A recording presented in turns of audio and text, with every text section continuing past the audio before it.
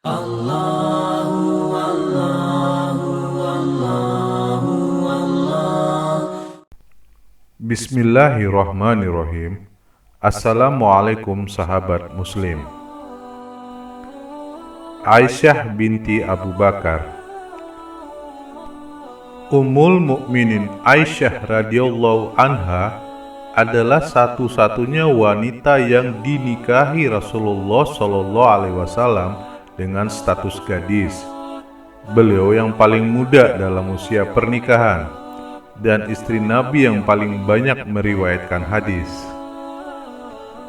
Beliau adalah Ummul Mukminin Aisyah binti Abu Bakar As-Siddiq, merupakan istri Nabi Shallallahu Alaihi Wasallam yang paling masyhur. Beliau lahir pada tahun 9 sebelum hijrah. Kunyahnya adalah Ummu Abdullah dan dilakobi dengan As-Siddiqiyah. Dan kita umat Nabi Muhammad mengenalnya dengan Ummul Mukminin. Nabi memanggilnya dengan Humairah karena putihnya kulit beliau. Ibunya adalah Ummu Ruman bin Amir bin Uwaimir Al-Kinayah radhiyallahu anha. Ummul Mukminin Aisyah radhiyallahu anha lahir setelah risalah Islam diturunkan. Artinya, beliau tidak sempat mengalami fase jahiliyah dalam kehidupannya. Beliau terlahir sebagai muslimah karena kedua orang tuanya telah memeluk Islam.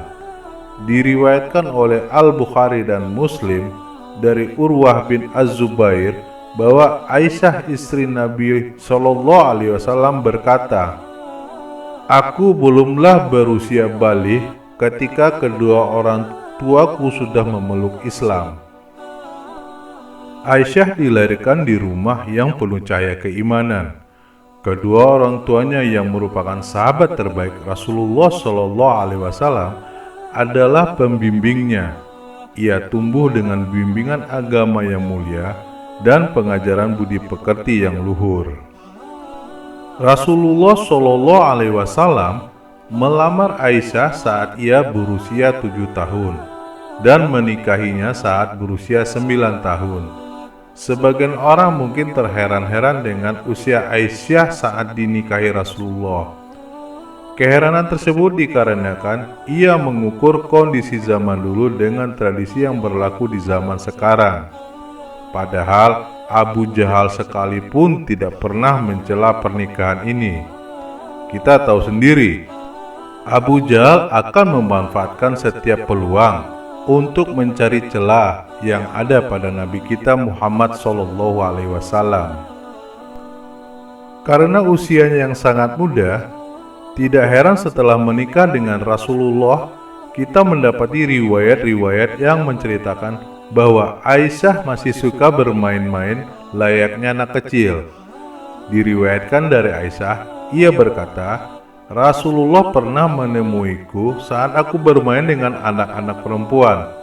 'Apa ini, hai Aisyah?' tanya beliau. Kujawab, 'Ini adalah kudanya Sulaiman.' Beliau pun tertawa." Rasulullah Shallallahu Alaihi Wasallam sangat mencintai istrinya yang masih belia ini.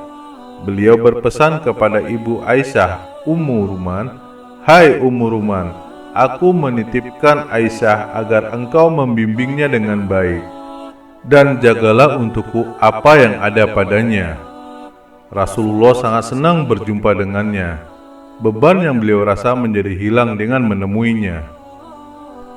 Setelah hijrah ke Madinah, Rasulullah Shallallahu Alaihi Wasallam melangsungkan resepsi pernikahan dengan Aisyah. Beliau mulai berumah tangga dengannya.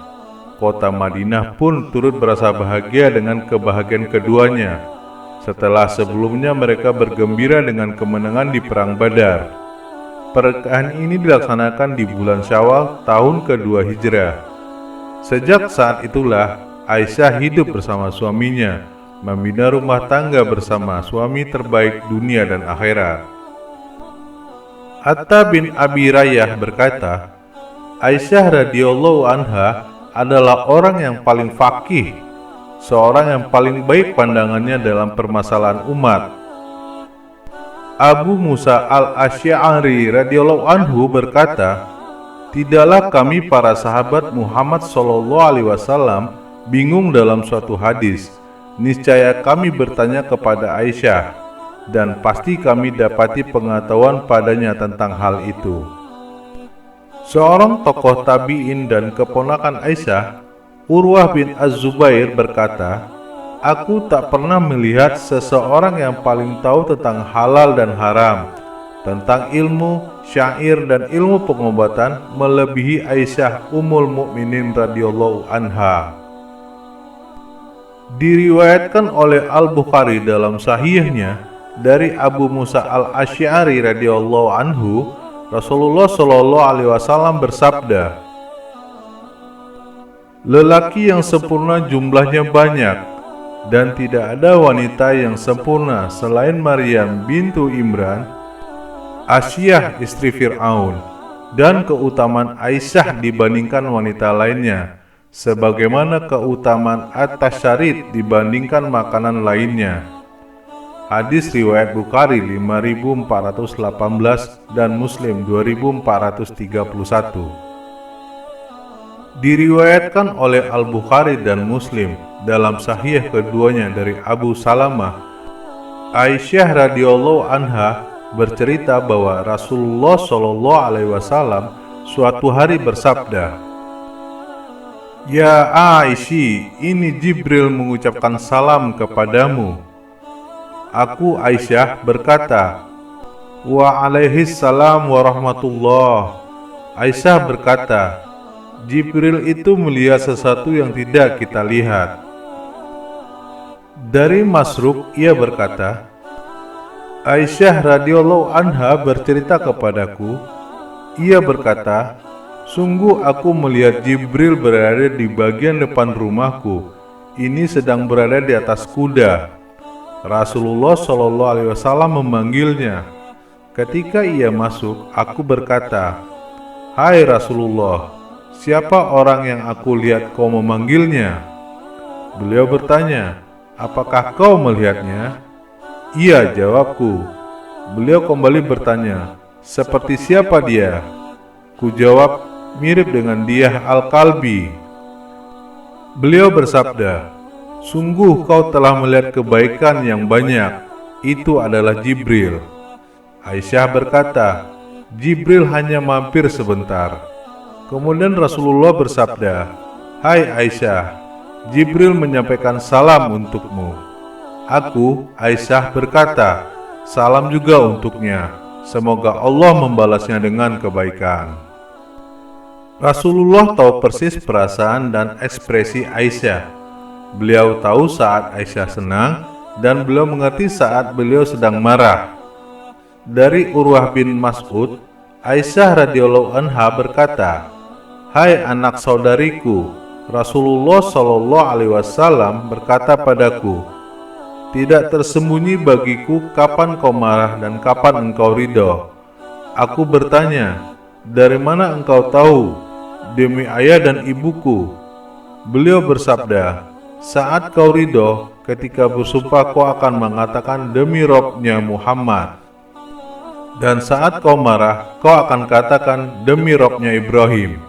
Aku berkata, 'Anda benar wahai Rasulullah.'" Sebagaimana kita ketahui, Ummul Mukminin Aisyah radhiyallahu anha adalah salah seorang sahabat yang paling banyak meriwayatkan hadis. Karena alasan ini pula banyak sahabat dan tabi'in yang berguru kepada beliau. Ada sekitar 299 orang sahabat dan tabi'in yang meriwayatkan hadis dari beliau. Setelah 27 tahun Madinah menjadi pusat pemerintahan kaum muslimin, perubahan pun terjadi. Ibu kota Daulah Islamiyah pindah ke Kufah. Namun, berubahnya keadaan tersebut tidak membuat pamor Madinah sebagai kota ilmu luntur. Para tokoh sahabat membuka majelis-majelis mereka di Madinah. Dan di antara majelis yang paling ramai disinggahi para pelajar adalah sebuah majelis yang berada di dekat rumah Nabi Shallallahu alaihi wasallam. Dan pengajar di majelis tersebut adalah Ibunda Aisyah radhiyallahu anha. Banyak ulama dan tokoh terkemuka lahir dari madrasah Ibunda Aisyah radhiyallahu anha. Bahkan salah satu buku hadis yang paling terkenal di dunia, Musnad Imam Ahmad, menghimpun sejumlah besar hadis yang diriwayatkan dari Aisyah. Riwayat dari beliau adalah riwayat terbanyak dalam buku tersebut. Setelah Rasulullah SAW wafat, beliau menjadi rujukan utama dalam hadis dan fatwa. Beliau menjadi figur yang diteladani dalam berbagai hal. Keadaan ini terus berlangsung selama masa Khulafaur Rasyidin hingga beliau wafat. Diriwayatkan bahwa Aisyah radhiyallahu anha wafat pada usia 85 tahun.